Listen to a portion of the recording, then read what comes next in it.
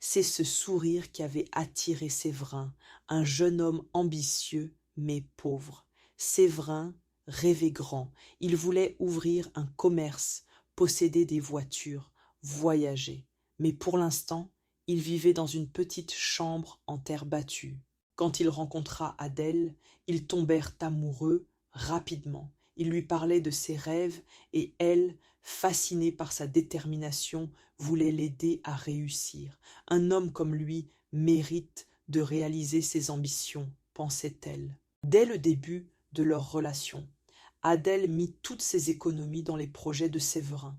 Quand il voulait acheter une vieille moto pour faire des courses de transport, elle n'hésita pas à lui donner l'argent qu'elle avait mis de côté pour agrandir son activité. « Ça ira, disait-elle.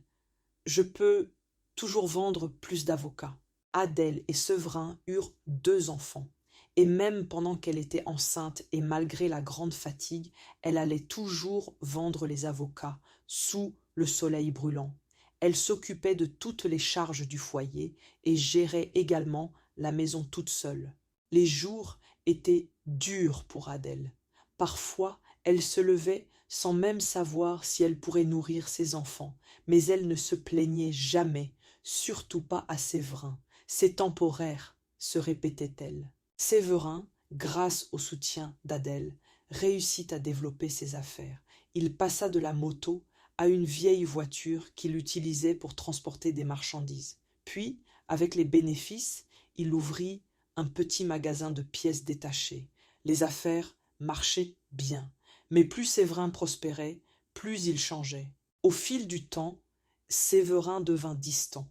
Il ne rentrait presque plus à la maison.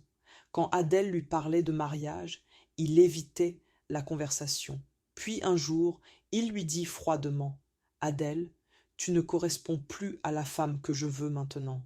J'ai besoin de quelqu'un qui reflète mon nouveau statut. » Adèle ne comprit pas tout de suite ce qu'il voulait dire. Mais quelques semaines plus tard, elle apprit que Séverin avait épousé une autre femme, une certaine Christelle, issue d'une famille plus aisée. Il laissa Adèle et leurs 2 enfants sans rien. Le choc fut immense pour Adèle. Elle pleura des nuits entières. Avec le temps, sa santé déclina. Elle n'avait plus la force de vendre des avocats et n'arrivait plus à payer le loyer. Les jours passèrent, puis les semaines. Finalement, Adèle et ses enfants furent expulsés. Alors qu'elle errait dans les rues avec ses 2 enfants affamés, Adèle s'assit sous un manguier, épuisée. C'est là qu'elle rencontra Michel.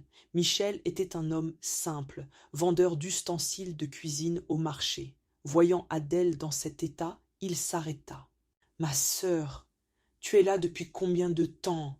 demanda-t-il avec inquiétude. « Depuis ce matin, répondit-elle, la voix tremblante. Touché par son histoire, Michel proposa de les héberger. « Je n'ai pas grand-chose, mais chez moi il y a de la place pour toi et les enfants, dit-il. » Le logement de Michel était modeste. Une petite pièce servait de salon, de chambre et de cuisine. Il avait un vieux matelas qu'il laissa à Adèle et aux enfants, tandis qu'ils dormaient par terre sur une natte. Michel fit de son mieux pour rendre leur vie un peu plus douce. Il travaillait dur, vendant des casseroles, des cuillères et des marmites au marché. Avec le peu d'argent qu'il gagnait, il achetait de quoi nourrir Adèle et les enfants. Un jour, les 3 tombèrent malades en même temps. Michel n'hésita pas.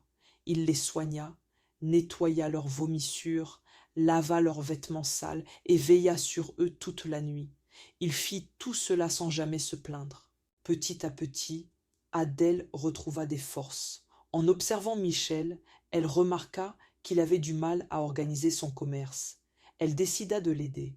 Elle proposa des idées pour attirer plus de clients, comme vendre des produits en lot ou offrir de petits cadeaux pour fidéliser les acheteurs.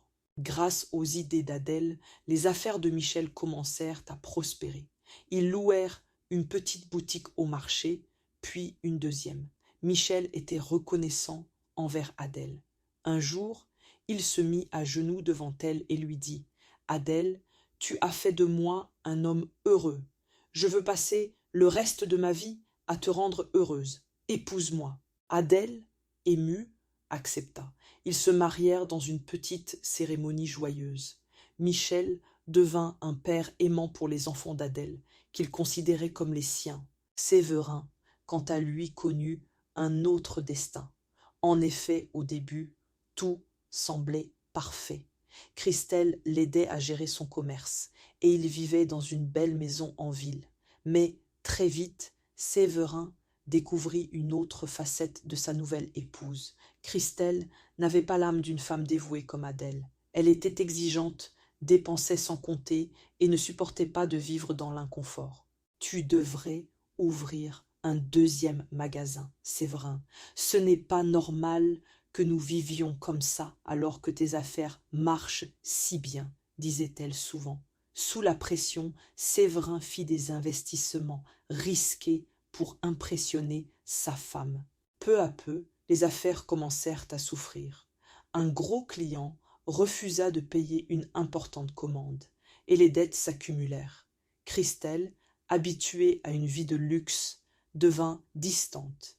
Elle lui reprochait son incompétence et ne faisait rien pour l'aider à surmonter ses difficultés. Un jour, Séverin rentra chez lui pour trouver la maison vide.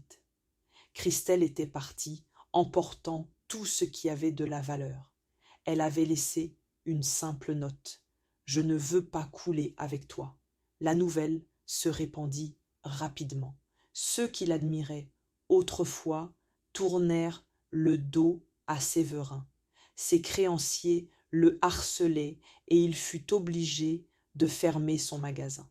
Ruiné et seul, il retourna dans le village où tout avait commencé. C'est là, en passant devant la boutique d'Adèle et Michel, qu'il se souvint de la femme qui avait tout sacrifié pour lui. La honte le rongeait, mais il ne pouvait s'empêcher de rêver à une seconde chance. Un matin, alors qu'Adèle arrangeait les rayons de leur boutique, elle aperçut une silhouette à l'entrée. C'était Séverin. Il avait vieilli et semblait fatigué. « Adèle, dit-il d'une voix brisée, je sais que je t'ai fait du mal. Je regrette chaque jour ce que j'ai fait. Christelle m'a quitté et je n'ai plus rien. Je suis venu te demander pardon et une seconde chance. » Adèle resta figée, la gorge nouée. Michel, qui était dans la boutique voisine, arriva et posa doucement une main sur son épaule. Le silence était pesant. Adèle regarda Séverin, puis Michel, le cœur lourd. Devait-elle pardonner l'homme qui l'avait abandonnée ou rester avec celui qui avait tout sacrifié pour elle et ses enfants?